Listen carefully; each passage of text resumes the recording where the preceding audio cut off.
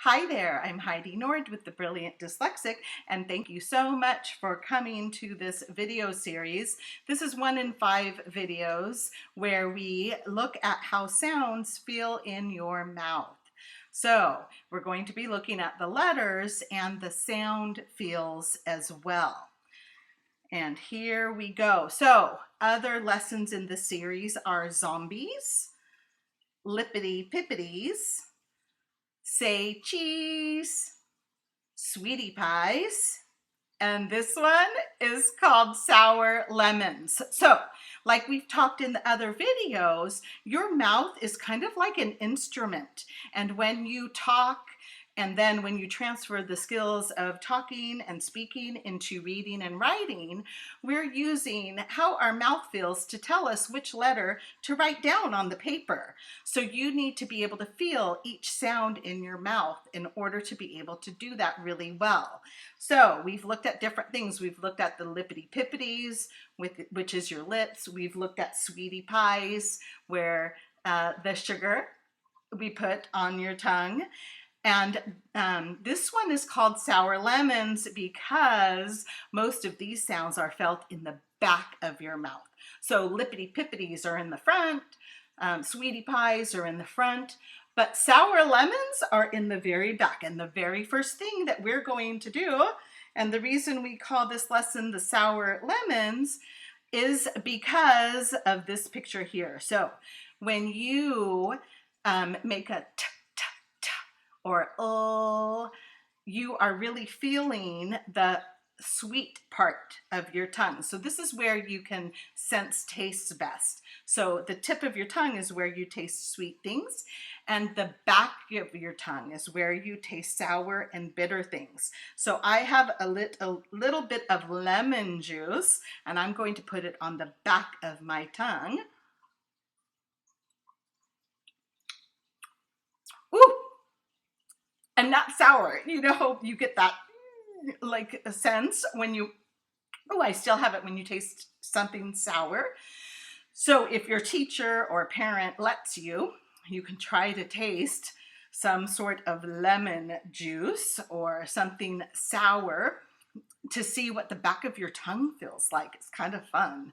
So these sounds come from the back of your mouth, and that's why we're going to look at them.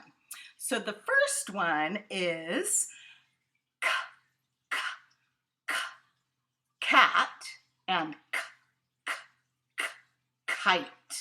So if you notice, both of those sounds happen in the back of your mouth. Can you feel them? So this one goes with the card k, k, k, cat, and this one goes with the sound k, k, k, kite. And just a little hint here, you are going to use the K in front of the vowels E, I, and Y. And we'll talk a lot more about that funky rule later, but for right now, it is just a little hint to carry you on your way a little bit more.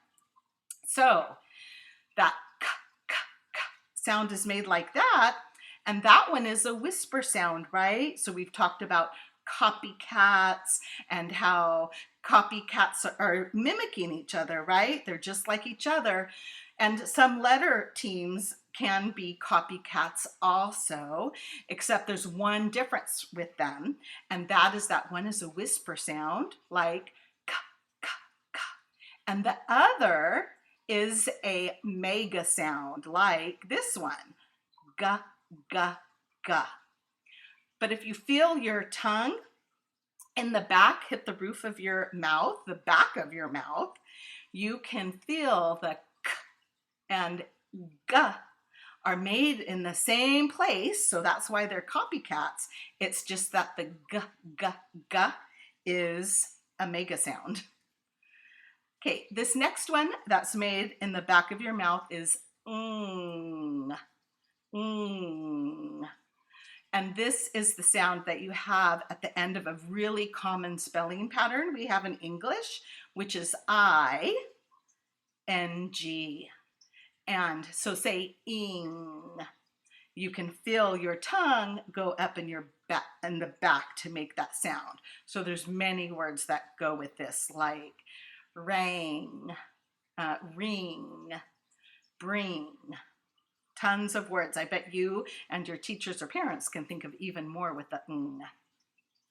This next one is an interesting one. So this one starts at the back of your mouth and then goes to the front. But I decided to put it in the sour lemons because it's kind of a challenging sound, to be totally honest.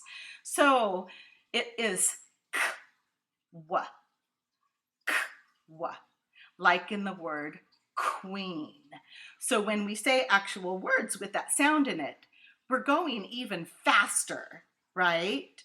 But when we say it slowly, it's a combination of the k, which we already determined is in the back of the mouth, and the wa, qua.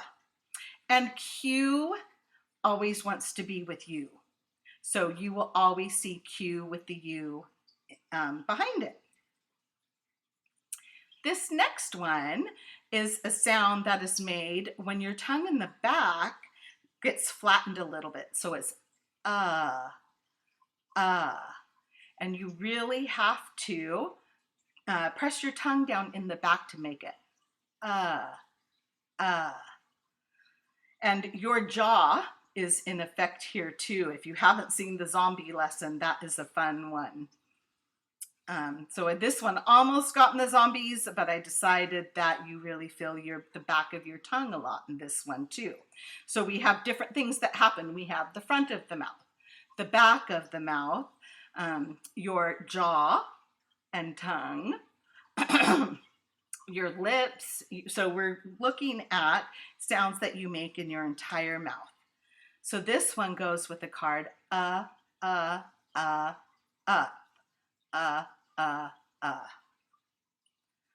This next one is another tricky one. So just like the QU, this is a tricky sound. And if you see, my fingers here are making what letter? They're making an X, right? So this goes with the sound X. And the first part of the sound, you feel the back. And the second part of the sound, you say S, X. So it goes back to front. And the letter, rhyme and keyword that goes with this one is X, X, X, box, X, X, X.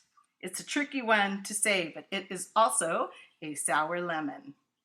So sour lemons are the sounds that you feel in the very back of your mouth, the very back of your tongue. So just like when you're, I know you might like sour worms or have tried that, or sour lemons, which is actually kind of a candy, Sour Patch sometimes people like, and those taste buds are closer to the back of your mouth. And those are the ones I want you to concentrate on for the sour lemons, the letters and sounds. Other lessons you can see in this series are sweetie pies, say cheese, lippity bippities, and zombies. This is Heidi Nord with the Brilliant Dyslexic. I hope you have a fabulous day.